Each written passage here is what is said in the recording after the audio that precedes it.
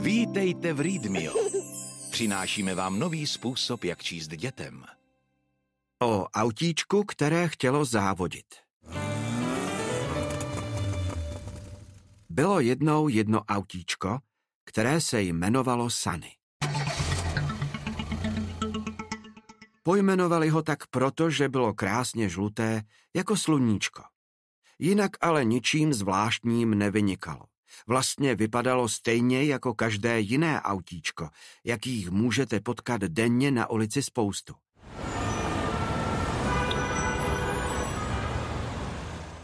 Mělo 4 kola, kapotu, světla, stěrače a uvnitř volant a 2 sedadla. Pro řidiče a spolujezdce.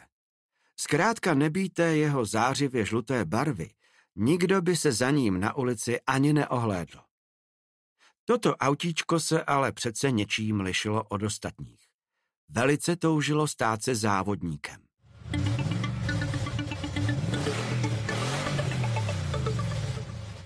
Jiná autíčka se mu smála. Utahovala si z něj, nebo se ho pokoušela od závodění odradit. Podívej se na sebe, domlouval mu starý autobus. Co pak takhle vypadá závodní auto? Tohle jsou závodní auta. Před čumákem mu mával obrázkem formule. Ty by ses při rychlosti, v jaké se jedou opravdové závody, rozsypal. Autobus to myslel dobře, ale Sunny mu z toho bylo smutno.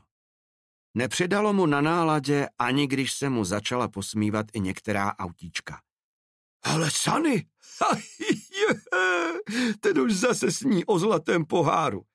Povykovala na něj, až se za podvozky popadala.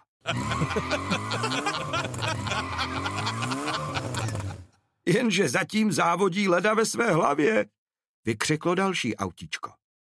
Sunny se chtěl ohradit, něco jim odseknout, jenže si uvědomil, že vlastně mají pravdu. Všem vyprávěl, jak se jednoho dne stane závodníkem. Trápil se, že mu to autíčka rozmlouvají nebo se mu posmívají. A přitom si ani neuvědomil, že on sám pro splnění svého snu doposud vůbec nic neudělal.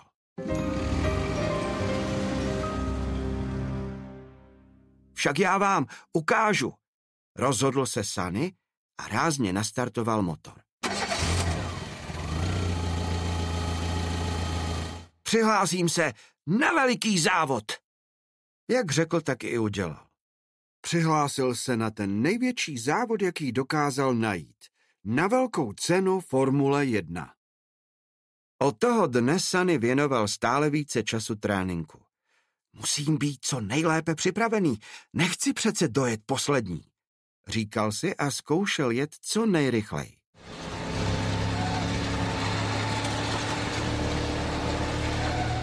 Projížděl kopce, tunely i zatáčky a závodil s pomyslnými soupeři. Každý den se vracel domů unavený, ale spokojený s tím, jaký udělal pokrok. Byl čím dál rychlejší a obratnější. Ostatní autíčka už se mu neposmívala tolik jako předtím. Místo toho začala se zájmem sledovat, jak Sunny trénuje. A když viděla, s jakou rychlostí a elegancí se naučil projet i ty nejostřejší zatáčky, začala mu fandit. Nakonec přišel den závodu. Sunny byl nervózní, ale zároveň se těšil. Konečně z něj bude opravdový závodník. Ostatní autíčka jela s ním, aby ho mohla podporovat přímo při závodění.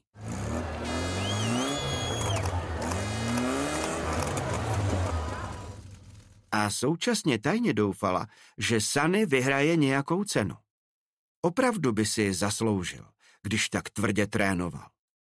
Na startu se už řadili první závodníci a Sunny si je začal zvědavě prohlížet.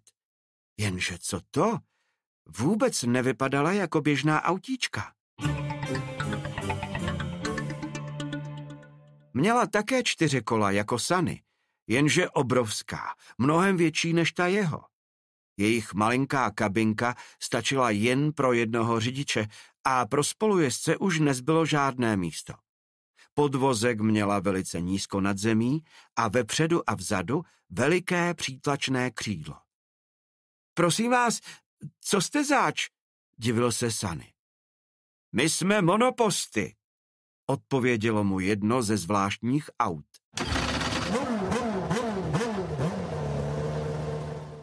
Lidé nám také někdy říkají formule. Jsme závodní auta. A kdo jsi ty? Zeptalo se a zvědavě si Sunnyho prohlíželo. Sunny ani nevěděl, co závodnímu autu odpovědět, když v tom se ozval hlasatel.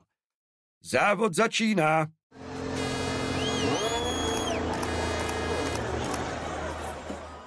Nad auty se postupně rozsvítila pětice světel a jako na povel se při rozsvícení posledního z nich všechna auta prudce rozjela.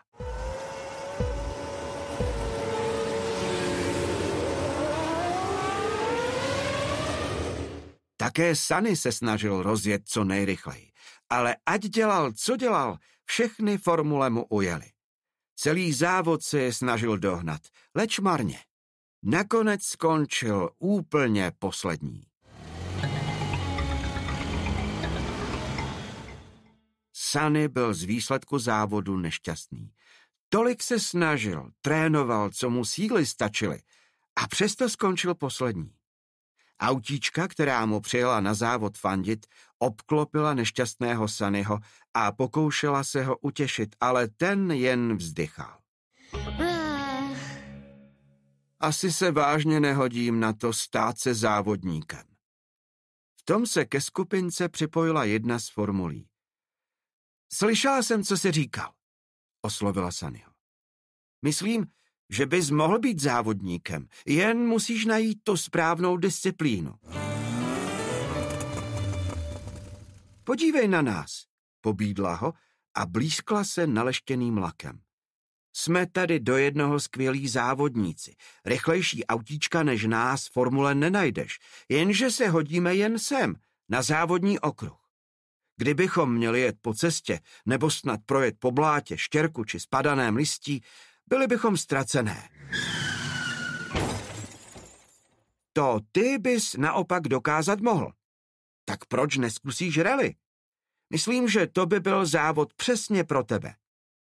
No jo, Sunny, to je pravda, že nás to nenapadlo dřív. Radovala se autíčka. A Sunny, povzbuzen kamarády, se rozhodl, že to zkusí. Přihlásil se do závodu rally. Jenže tentokrát se rozhodl zjistit si o něm předem co nejvíc.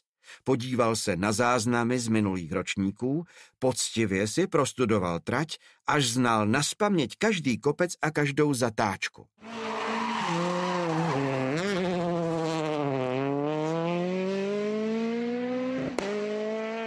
Trénoval jízdu za každého počasí, v dešti, blátě, sněhu i na štěrku. Trénoval tak dlouho a usilovně, že by trať závodu dokázal projet i po slepu. Teď už se mu nikdo nesmál, ani jej nikdo od závodu neodrazoval. Všechna autíčka viděla, kolik energie dává na splnění svého snu, a tak mu držela palce a přála mu, aby uspěl. V den závodu se Sunny opět vydal na start. Nervózní, ale s nadějí, že to tentokrát dopadne lépe než posledně. Kolem něj se shromáždili další závodníci.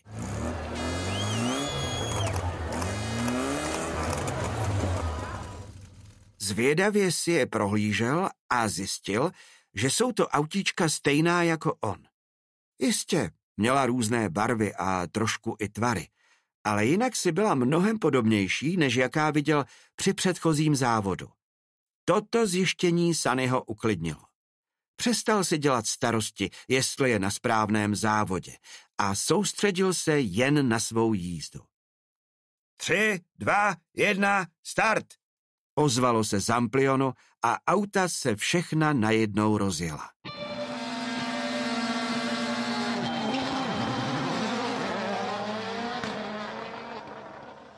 Zatáčka, kopec, zatáčka, pozor, tady bude bláto, ať mi to neujede. Mumlal si pro sebe Sunny, jak se řítil po trati stále více vepředu. Ani si neuvědomil, že postupně nechal za sebou všechny ostatní závodníky. Najednou se v dálce před ním objevila cílová rovinka. Diváci jásali a povzbuzovali Sunnyho.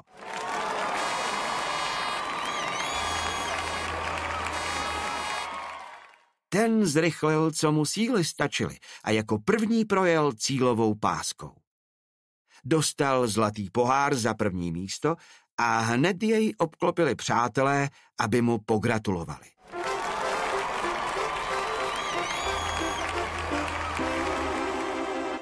Sunny měl ohromnou radost, ale ještě víc než vítězství v závodě ho těšilo, že se mu pomocí vlastní vytrvalosti konečně podařilo splnit si svůj velký sen a stát se závodníkem.